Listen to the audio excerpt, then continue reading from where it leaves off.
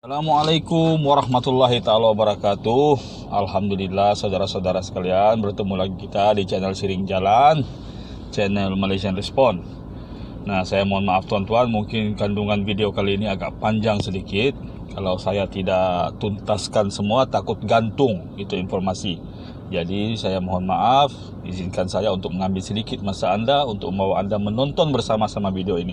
Tapi kepada rakan-rakan semua, pastikan Anda menonton sampai habis supaya tidak gagal faham. Oke? Dan yang berminat untuk subscribe, orang-orang yang baru menonton channel ini silakan subscribe. Oke tuan-tuan, straight to the point. Ini tentang dilema bangsata.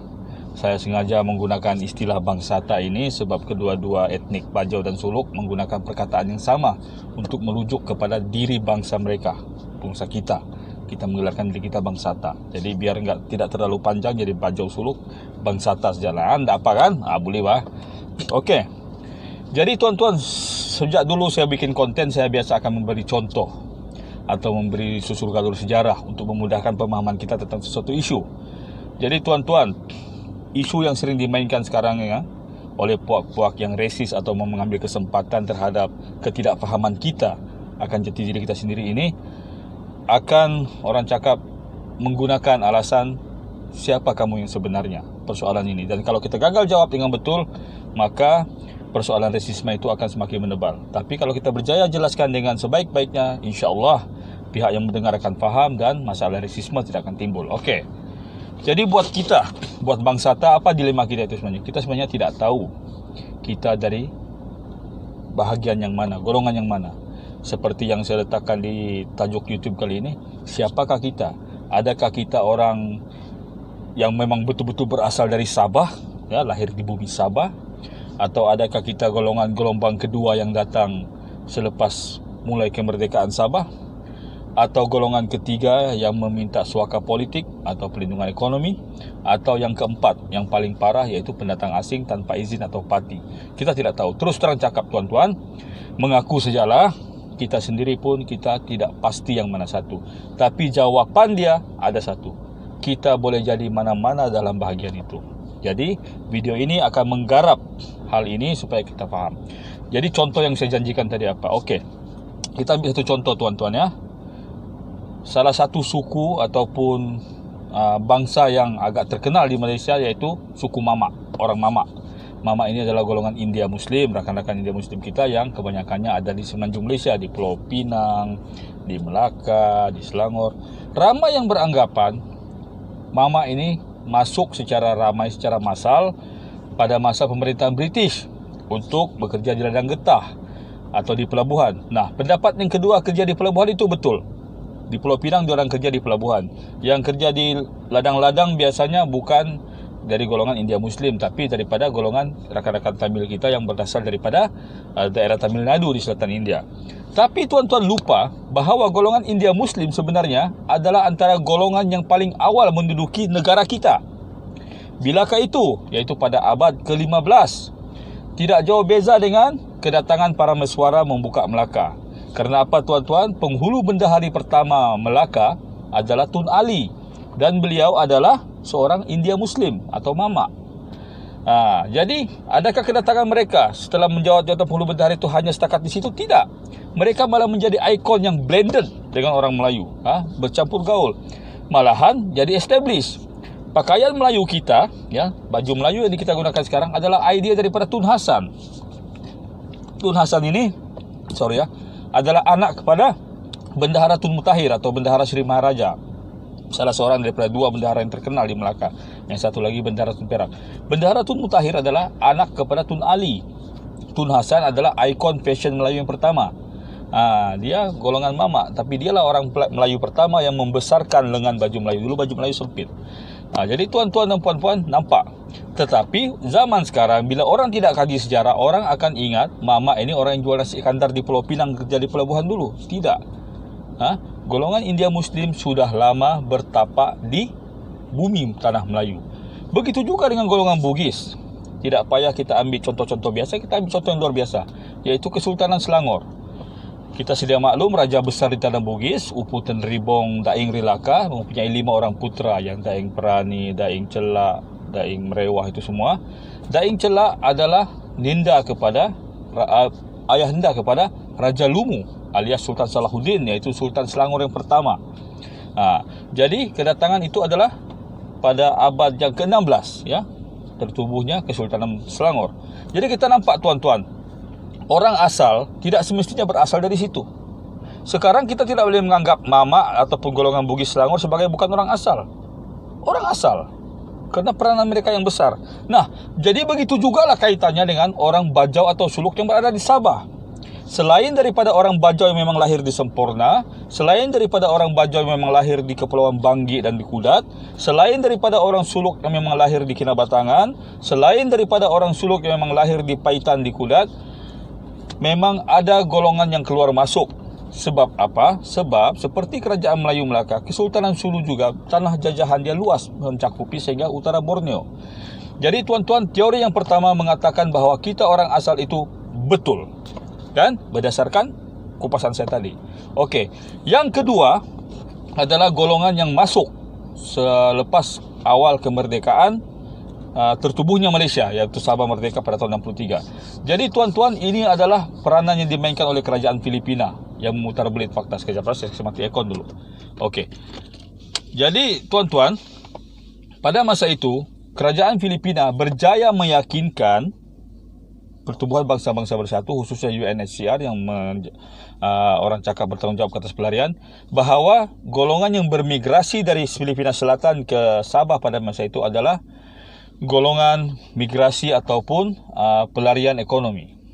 Mereka menipu pelarian ekonomi. Sebab apa tuan-tuan? Di dunia ini kita ada piagam pelarian. Jadi kalau ada pelarian dari negara tertentu masuk ke negara yang bukan negara asal dia, piagam ini terpakai. Tapi dengan alasan dua, sama ada dia adalah pelarian ekonomi, migrasi ekonomi, atau pelarian konflik. Pelarian konflik ini pelarian yang ada perang. Okey. Jadi tuan-tuan, sewaktu kenapa saya bilang mereka ini bukan pelarian ekonomi? Secara logik tuan-tuan ya, sewaktu awal Malaysia merdeka dulu, Filipina dari segi ekonomi jauh lebih maju berbanding Malaysia. Mereka berada nombor 2 di belakang Jepun semasa pemerintahan Presiden Elpidio Quirino. Beliau merupakan seorang pakar ekonomi. Jadi tidak mungkin sebuah negara yang ekonominya lebih bagus menghijrahkan rakyatnya ke negeri lain yang baru maju. Tetapi hal ini terjadi kerana apa? Pertama tuan-tuan, kita kena ingat, Kerajaan Filipina diperintah oleh golongan yang sangat-sangat tidak sukakan suku Bangsata. Jadi mereka cerita bahawa kita masuk ke Sabah sebagai pelarian ekonomi. Jadi impaknya apa? Pihak Kerajaan Malaysia akan mengikuti arahan PBB untuk memberikan surat IMM 13 dan bukan surat UNHCR. Ada beza tau. Surat UNHCR seperti dimiliki oleh pelayan Myanmar yang ada di Semenanjung sekarang. Mereka tidak boleh bekerja, mereka banyak sekatan, sedangkan IMM3 banyak kelonggaran. Kalaulah Kerajaan Filipina tidak menipu Pertubuhan Bangsa-Bangsa Bersatu pada masa itu, maka sudah tentu isu IMM13 tidak ada, sebaliknya UNHCR yang lebih senang ditangani. Jadi itu puncanya ya. Okey, kedua, pada masa itu kenapa orang-orang ini banyak masuk ke Sabah? Tuan-tuan dan puan-puan, Filipina sudah merdeka terlebih dahulu. Sistem pendidikan di Filipina sangat menekankan dua hal yang tidak ada di Malaysia, iaitu bahasa Inggeris dan pelajaran architecture, seni bina. Jadi tuan-tuan, pada masa Sabah mulai dibina, tenaga buruh kurang ya. Mereka mengambil orang-orang Bajau Suluk, Bangsata yang ada dari Sandakan dibawa ke pantai barat, tetapi masih tidak cukup.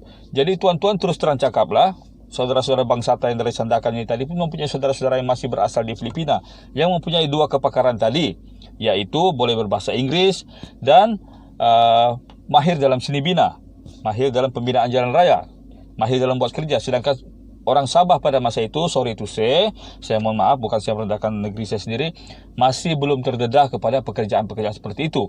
Jadi untuk melancarkan pembangunan ekonomi di negara yang baru dibuka ini, kita mengambil tenaga buruh daripada selatan Filipina kebanyakannya, ya, diambil oleh rakan-rakan mereka yang berasal daripada Sandakan, iaitu orang Sabah yang asal.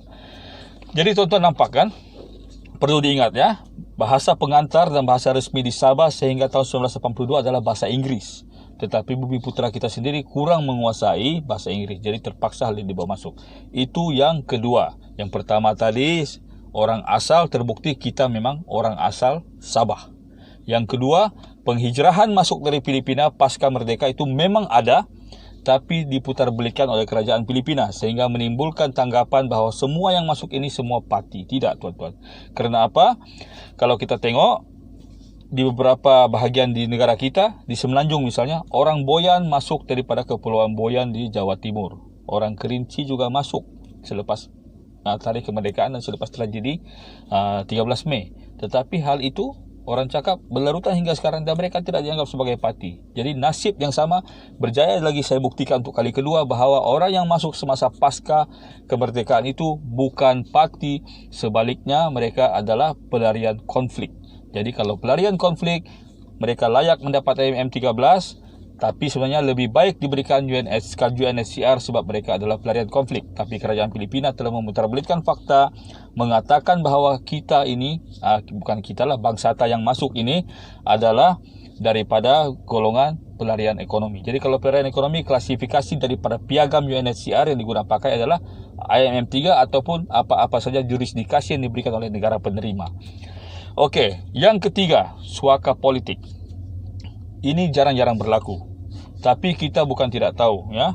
Di negara kita, Ustaz Zakir Naik adalah salah seorang yang diberikan suaka politik, contohnya. Jadi semasa tuan-tuan, kerajaan Filipina sebenarnya ada niat daripada dulu sampai sekarang, mereka lah yang lebih berniat, bukan Kesultanan Sulu. Kerajaan Filipina lah yang lebih berniat mau mengklaim Sabah, menggunakan alasan berlindung di sebalik Kesultanan Sulu. Maka itulah kerajaan Filipina dari dulu mereka atau mencipta golongan-golongan yang bertentangan di selatan Filipina untuk menjadikan selatan Filipina negara yang bahagian yang bergolak. Ya, mereka sengaja tidak menentukan siapa waris sebenar Kesultanan Sulu. Jadi tidak ada kekuatan tuntutan orang-orang Sulu ke atas Sabah. Jika hal ini berlaku, maka otomatik tuntutan itu akan diambil alih oleh kerajaan Filipina sendiri, tapi masih berdasarkan rujukan kononnya ini adalah tuntutan Kesultanan Sulu. Beberapa kali tuan-tuan, Kesultanan Sulu, tidak tahulah yang mana satu dia punya salah sila, menggugurkan tuntutan ini. Tapi kerajaan Filipina bermain tarik tali. Jadi suaka politik ini ternyata terbukti lagi sekali, saya buktikan benar ada, tapi dimanipulasi oleh kerajaan Filipina dengan sengaja mereka atau mencipta golongan-golongan berkonflik daripada kumpulan-kumpulan bertentangan di selatan Filipina. Okey, yang keempat, yang terakhir, parti. Nah tuan-tuan, parti ini adalah golongan yang masuk secara tanpa izin. Dan kita akui betul, ini terjadi kerana bahagian pantai timur negeri kita Sabah sangat-sangat rapuh. Tidak tahu dijaga atau tidak, tapi nampaknya ada satu mekanisme yang membolehkan hal ini terjadi. Bukan di Sabah saja, di Johor juga berlaku. Ya, di Johor juga berlaku, di sempadan utara negara kita dengan Thailand juga berlaku. Jadi ini kita tidak salahkan siapa, tapi mungkin ada mekanisme yang mereka ataupun kelemahan sistem yang mereka manfaatkan. Okey, jadi tuan-tuan, masalah parti ini macam mana cara menanganinya? Senang saja, kuat-kuasakan apa yang patut dikuat-kuasakan. Tapi hal itu tidak terjadi. Jadi kita sebagai bangsata, apa approach, apa pendekatan yang kita harus ambil? Adakah kita tidak mau mengaku walaupun kita ini orang asal, yang golongan pertama tadi, adakah kita tidak mengaku golongan kedua ini saudara kita? Adakah kita tidak mengaku golongan ketiga itu saudara kita?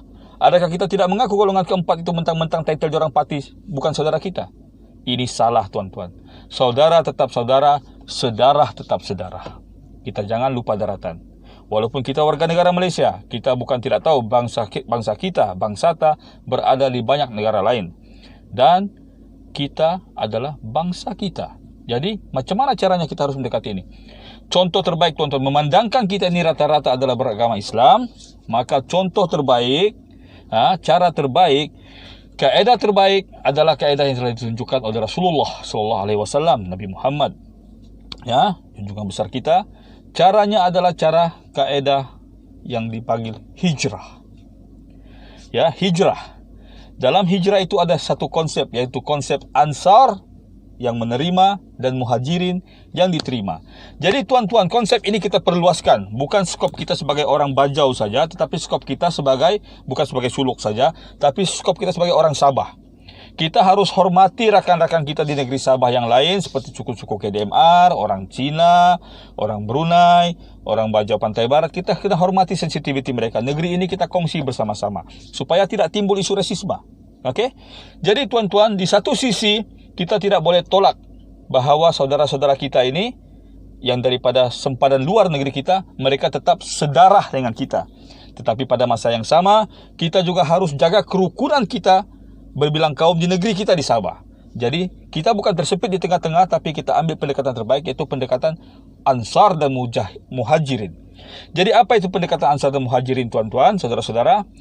Pihak yang menerima seperti kita haruslah menjelaskan kepada suku yang lain yang berdampingan dengan kita. Ini telah ditunjukkan dengan sukses oleh Rasulullah. Apabila Yasrib atau Madinah, ya, orang-orang Ansar menerima kedatangan Muhajirin, mereka membincangkan dengan 3 puak Yahudi di situ. Kalau saya tidak lupa, Bani Kainuka, Bani Nadir dan Bani Quraizah. 3 Bani Yahudi di situ. Mereka berbincang. Rasulullah bukan tunduk sama dia orang, tapi hormat dengan negara jiran kita pada masa itu, jiran mereka di Madinah. Dibawa berbincang apa kaedah menerima kaum Muhajirin ini. Dan di pihak Muhajirin pula, mereka harus faham sensitiviti masyarakat setempat yang mereka datangkan. Dan yang paling penting, ukhuwah. Kedua-duanya harus saling menerima. Jadi tuan-tuan, katalah ada parti yang sebangsa dengan kita masuk ke negeri Sabah, kita tidak boleh bertindak, orang cakap tidak mengikut undang-undang. Tapi kalau kita ikut secara total, kita seolah-olah macam tidak sayang pula dengan suku kita sendiri. Jadi caranya adalah gunakan kaedah Ansar Muhajirin tadi. Kita beritahu pada mereka, saudara, negeri kami, negara kami ada undang-undang. Mau masuk pakai pasport. Orang pakai pasport, jumpa majikan, bikin permit, boleh kerja. Tidak salah. Berhentilah keluar masuk secara tidak sah, kerana ini akan memberi pendedahan negatif yang lain. Mungkin orang-orang penculik ambil kesempatan. Mungkin penyudup-penyudup ambil kesempatan. Jadi ada undang-undang, hormati. Ya, saya mohon saudara-saudara saya yakin saya ada saudara-saudara di selatan Filipina. Saya yakin saya ada saudara-saudara di utara bahagian timur Indonesia. Saya yakin. Jadi kepada saudara-saudara sebangsa saya yang dengar ini, jangan berkecil hati. Ini adalah satu-satunya kaedah terbaik. Kaedah terbaik untuk kita menyelesaikan solusi. Pertama tadi saya bagi bukti, sekarang saya bagi solusi. Itu sebab tajuk thumbnail saya, bukti dan solusi. Jadi tuan-tuan, nampak ya, di bahagian pertama saya berjaya membuktikan bahawa kita ini memang orang asal Sabah.